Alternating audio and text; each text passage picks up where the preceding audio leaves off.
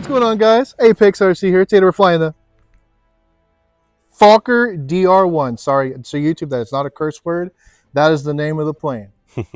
But this is the Nexa Fokker DR1 that you can get from Motion RC.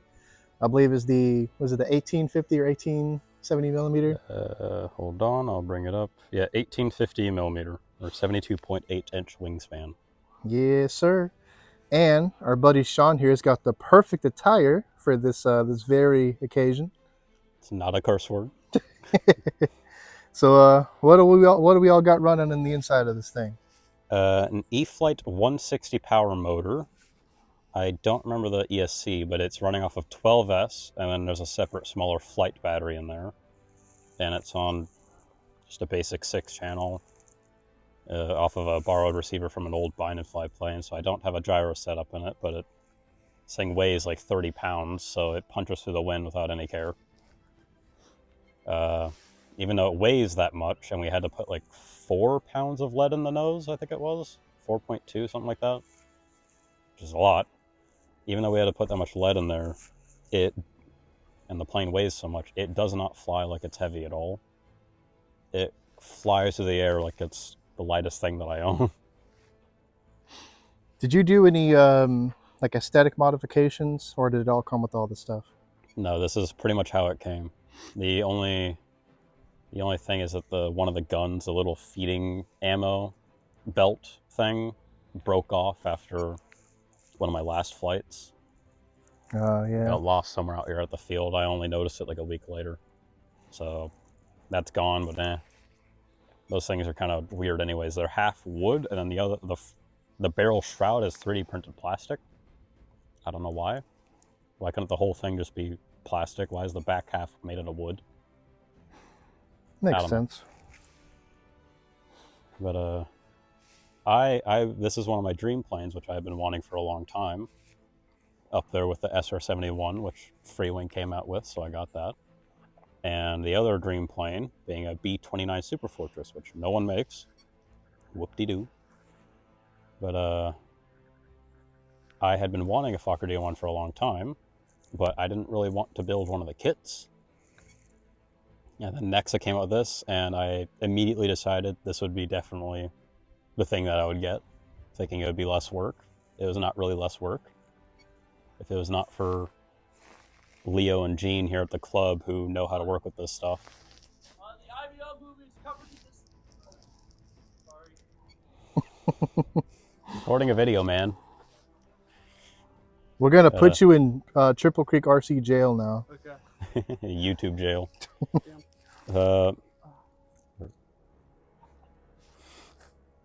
I'll cut it out. Okay. What was I? Oh yeah. If it was not for Gene and Leo for helping me build this, I don't think I ever would have gotten it off the ground, because it was a lot of difficult work. Some of the struts on the side of the wings didn't line up right. The whole center top wing mount, those 4 struts, those were so difficult to get on correctly.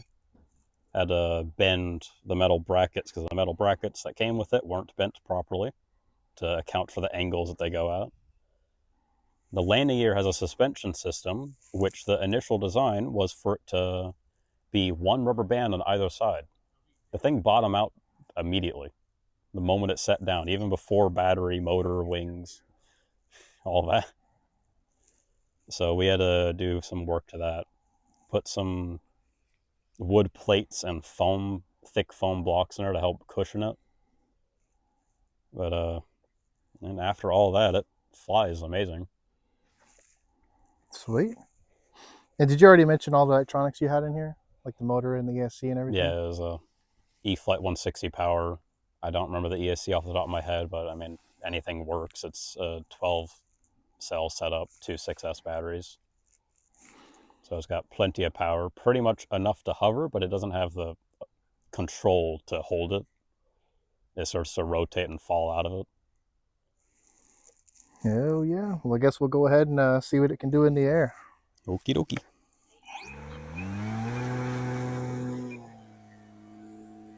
This is what I like to call the beefy boy. It is real beefy. It's got some meat.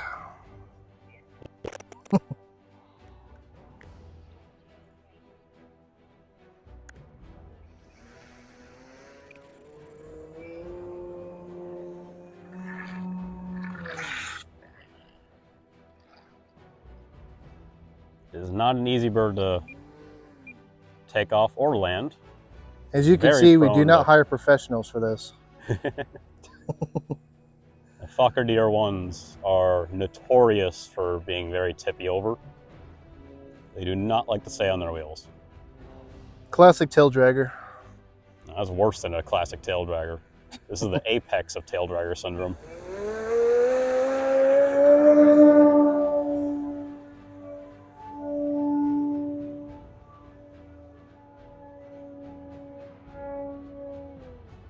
The bad boy makes some noise. It's a beefy motor in there. Now we got to imbalance the prop so it'll sound really cool. And just screw up the whole motor mount while we're at it.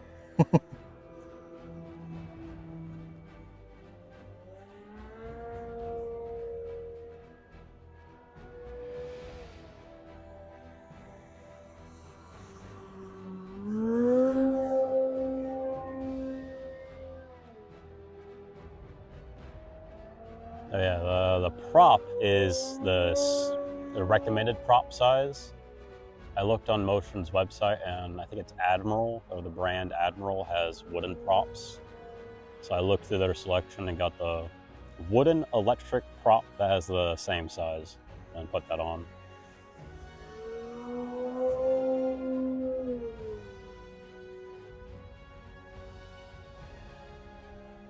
Even though this is the heaviest plane I own by far, it flies like it's one of my lightest. Such a weird balance of completely light through the air and mass that nothing else has.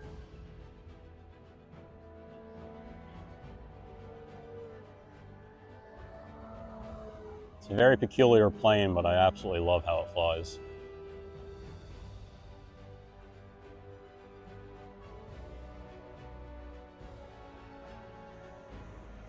You wouldn't think a plane of this size would be able to stop and turn on a dime like this thing does. It's nearly turning around its wingtips.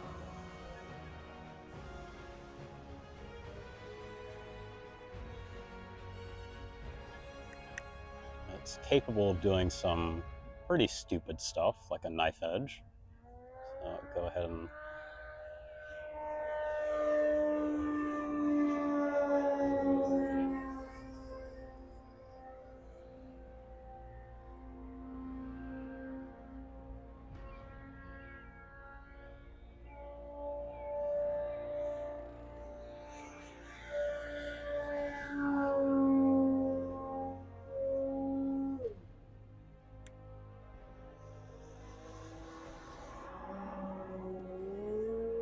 go up and try a little high alpha.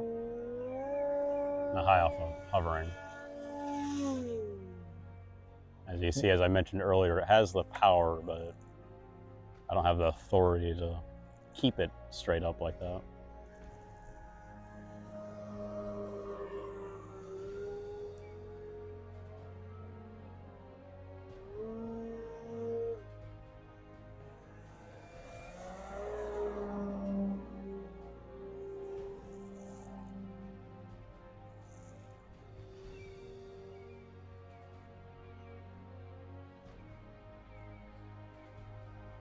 Do a nice 4-point roll.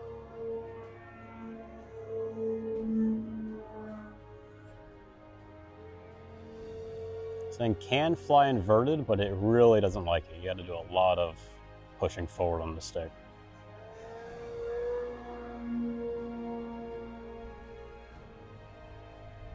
Even with all the way forward, it still starts to drop slowly. Like it's a bit too draggy to keep up the speed required.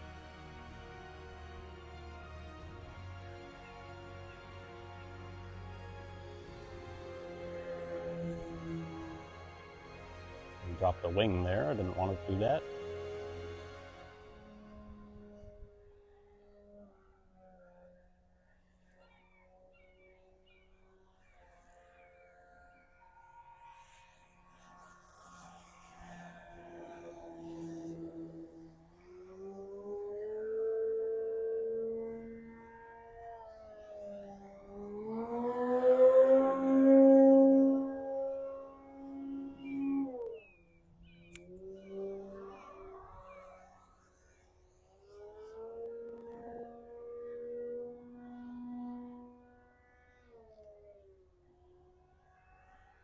I typically get about 6 minutes of flight time on this plane.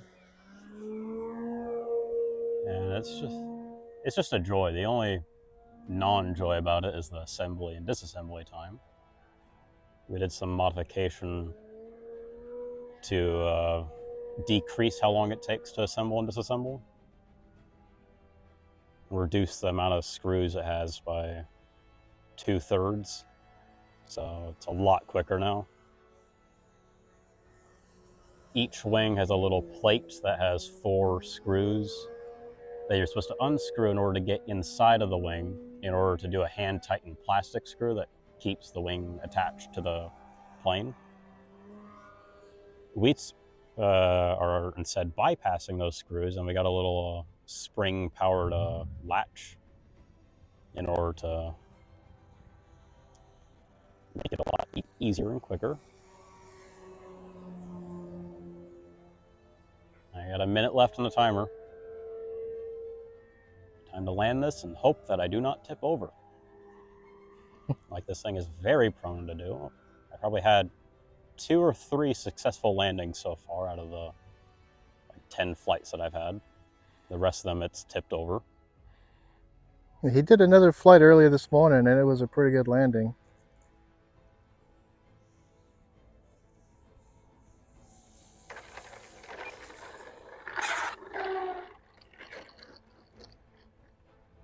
I did wrong aileron there. That's why it started to tip over. I think it's good enough. It didn't tip over. That's good enough in my books. Well, John, thanks for watching. See you next time.